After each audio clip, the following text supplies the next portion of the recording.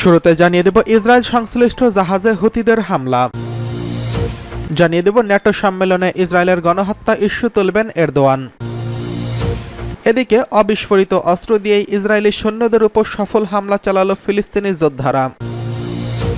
জানিয়ে দেব মহাসচিবের পদত্যাগ ইমরানের সিদ্ধান্তের বিরুদ্ধে যাচ্ছে পিটিআই। সর্বশেষ জানিয়ে দেব ট্যাঙ্কসহ নদীতে ডুবে 5 ভারতীয় সেনার মৃত্যু। ইসরায়েল সংশ্লিষ্ট জাহাজে হুতিদের হামলা। ইয়েমেনের হুতি বিদ্রোহীরা জানিয়েছে তাদের যোদ্ধারা ইসরায়েল সংশ্লিষ্ট জাহাজে বেশ কয়েকটি হামলা চালিয়েছে। এক বিবৃতিতে হুতি জানিয়েছে শুক্রবার ফিলিস্তিনের সমর্থনে এসব অভিযান চালানো হয়। হুতির বিবৃতিতে বলা হয়েছে, আমাদের বাহিনী বেশ কয়েকটি মানসম্পন্ন সামরিক অভিযান চালিয়েছে। এরই মধ্যে ইরাকের ইসলামিক প্রতিরোধের সঙ্গে কয়েকটি যৌথ অভিযান যুক্ত। এই সময় ওয়ালার নামের একটি তেলের ট্যাঙ্কার ভূমধ্যসাগরে হামলা চালানো হয়। এই হামলায় বেশ কয়েকটি ড্রোন ব্যবহার করা হয়েছে। হামলার সময় তেলের জাহাজটি ইসরায়েলের হাইফা বন্দরের দিকে যাচ্ছিল বলে দাবি করেছে হুতি। ওই বিবৃতিতে লোহিত সাগরের একটি জাহাজে হামলা চালানোর কথা জানায় হুতি। এই হামলায় মার্কিন জাহাজ ডোলোনস্কি কয়েকটি ব্যালিস্টিক ক্ষেপণাস্ত্র দিয়ে লক্ষ্যবস্তুতে আঘাত হানা হয়। এ সময় জোহার্স মায়াস্কো নামের একটি জাহাজে হামলা চালানোর কথা জানায় হুতি। ভূমধ্যসাগরে চালানো এই হামলায় ক্রুজ ক্ষেপণাস্ত্র ব্যবহার করা হয়েছে। এদিকে ন্যাটো সম্মেলনে ইসরায়েলের গণহত্যার ইস্যু তুলবেন রেসেপ তাইয়েপ এরদোয়ান। জুলাইয়ে যুক্তরাষ্ট্রের ওয়াশিংটন ডিসিতে বসবে ন্যাটোর শীর্ষ নেতাদের সম্মেলন। ওই সম্মেলনে যোগ দেওয়ার কথা রয়েছে তুর্কি প্রেসিডেন্ট রেসেপ তাইয়েপ এরদোয়ানের। আগামী 9 থেকে 11 জুলাই অনুষ্ঠেয় সম্মেলনে যোগ দিয়ে গাজায় ইসরায়েলের প্রেসিডেন্ট, গণহত্যা ও রাশিয়া ইউক্রেন যুদ্ধ সহ বেশ কিছু ইস্যুতে বিশ্ব নেতাদের সঙ্গে আলাপ করবেন তুর্কি প্রেসিডেন্ট। অবশ্য ন্যাটো সম্মেলনের আগে কাজাখস্তানের সাংহাই প্রতিযোগিতা সংস্থা এবং আজারবাইজানের অর্গানাইজেশন অব তুর্কিশ স্টেটের সম্মেলনেও যোগ দেওয়ার কথা রয়েছে এরদোয়ানের। এই দুই সম্মেলন শেষ করে ন্যাটোর শীর্ষ সম্মেলনে অংশ নেবেন এরদোয়ান। সেখানে মূলত ন্যাটোর মিত্রদের সন্ত্রাসবাদের বিরুদ্ধে আরও কঠোর হওয়ার বার্তা দেবেন তিনি। ন্যাটো সদস্যের মধ্যে তুরস্ক, যুক্তরাষ্ট্র ও ইউরোপীয় ইউনিয়ন পিকেকে সন্ত্রাসী সংগঠন হিসেবে চিহ্নিত করেছেন। কিন্তু এরপরও যুক্তরাষ্ট্রসহ বেশ কয়েকটি দেশ পিকেকের সঙ্গে সম্পর্ক রেখেছে। বিশেষ করে সিরিয়ায় দায়েশের বিরুদ্ধে লড়াইয়ে সেখানকার পিকেকে উইংয়ের সাথে যুক্তরাষ্ট্রের সম্পর্ক এখন ওপেন সিক্রেট। যুক্তরাষ্ট্রের সঙ্গে পিকেকের সম্পর্ককে অগ্রহণযোগ্য বলে বর্ণনা করেছে তুরস্ক। এর ফলে ন্যাটো সদস্যদের মধ্যে বিভেদ তৈরি হবে বলে সতর্ক করেছেন তারা। এবারের ন্যাটো সম্মেলনেও পিকেকে ইস্যুতেই অন্য সদস্যদের সঙ্গে আলোচনা করবেন এরদোয়ান। উল্লেখ্য, 80-এর দশক থেকে পিকেকে এবং এর বিভিন্ন ভ্রাতৃপ্রতিম সংগঠনের সঙ্গে তুরস্কের লড়াইয়ে 40,000-এরও বেশি মানুষ প্রাণ হারিয়েছেন। পিকেকে ইস্যুর বাইরে ন্যাটো সম্মেলনে গাজায় ইসরায়েলি রক্তক্ষয়ী সামরিক অভিযানে বিষয়টি গুরুত্বের সঙ্গে তুলে ধরবেন এরদোয়ান। এই সংঘাতে ইসরায়েলকে সহযোগিতা করায় পশ্চিমা দেশগুলোর সমালোচনা করেছেন তিনি। এছাড়া লেবাননের সঙ্গে নতুন করে ইসরায়েলের যুদ্ধ জড়ানোর পরিকল্পনারও বিরোধিতা করেছেন এরদোয়ান। এদিকে অবিস্ফোরিত অস্ত্র দিয়েই ইসরায়েলি সৈন্যদের উপর সফল হামলা চালালো ফিলিস্তিনি যোদ্ধারা। ইসরায়েলের ব্যবহৃত অস্ত্র দিয়েই ইহুদিবাদী সেনাদের উপর সফল হামলা চালিয়েছে গাজা ভিত্তিক ফিলিস্তিনের প্রতিরোধ গ্রুপ আল কুদস ব্রিগেডের যোদ্ধারা। শুক্রবার এর মাধ্যমে তারা 4 ইসরায়েলি সৈন্যকে হত্যা করেছে এবং আরও কয়েকজনকে আহত করার দাবি করেছে। ফিলিস্তিনের ইসলামিক জিহাদ গ্রুপের সশস্ত্র ইউনিট আল কুদস ব্রিগেডের এক বিবৃতিতে জানায়, তারা সুজাইয়া এলাকায় বুবি ট্র্যাপ এবং আবাসিক ভবন উড়িয়ে দিয়েছে। এতে 4 ইসরায়েলি সৈন্য নিহত এবং 5 জন আহত হয়েছেন। ফিলিস্তিনি যোদ্ধারা জানান, তারা ইম্প্রোভাইজড এক্সপ্লোসিভ ডিভাইস এবং অবিস্ফোরিত F-16 ক্ষেপণাস্ত্র ব্যবহার করে এই হামলা চালিয়েছে। F-16 ক্ষেপণাস্ত্রটি ইসরায়েলের একটি যুদ্ধবিমান থেকে নিক্ষেপ করা হয়েছিল। সেটি বিস্ফোরিত না হয় যোদ্ধারা তা উদ্ধার করে।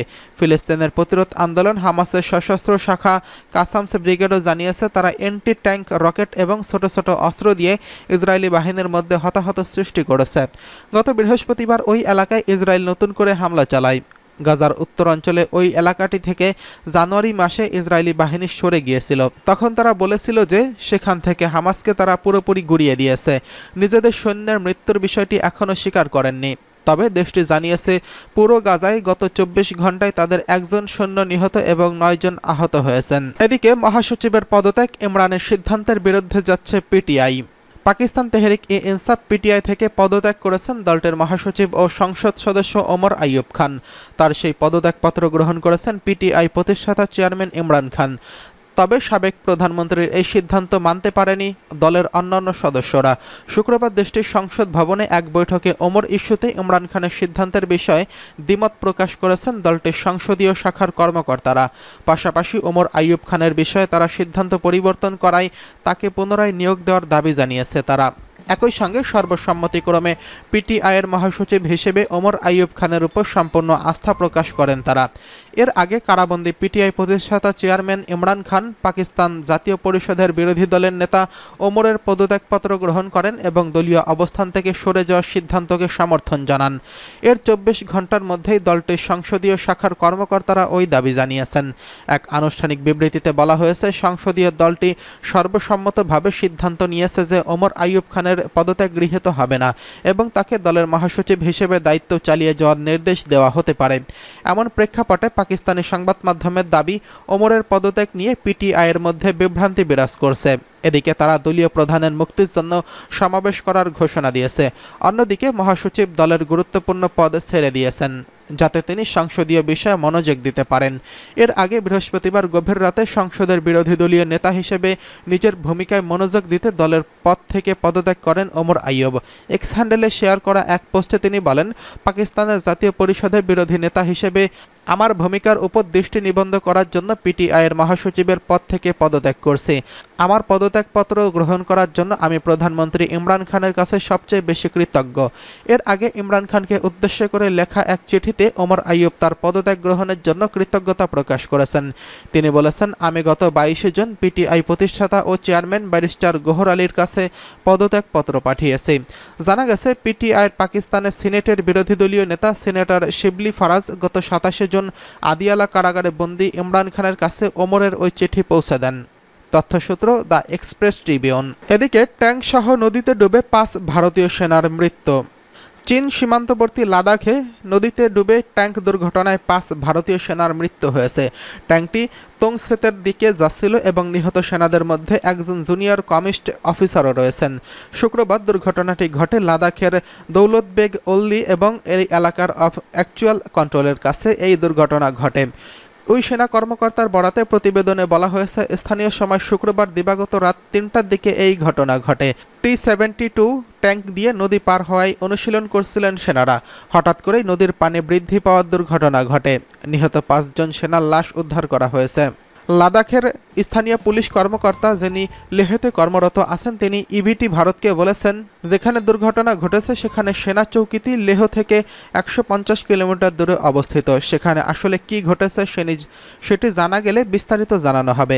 এনডিটিভির প্রতিবেদনে আরও বলা হয়েছে, দৌলতবেগের অলিদি মন্দিরের মোড়ে ট্যাঙ্ক থেকে বেরিবাদ নদী পার হওয়ায় অনুশীলন করছিলেন সেনারা। তখন ট্যাঙ্কটি নদীতে ছিল। তখন হঠাৎ করেই পানি বাড়তে থাকে। এরপর খুব অল্প সময়ের মধ্যে ট্যাঙ্কের ভেতরে থাকা সেনারা তলিয়ে যায়।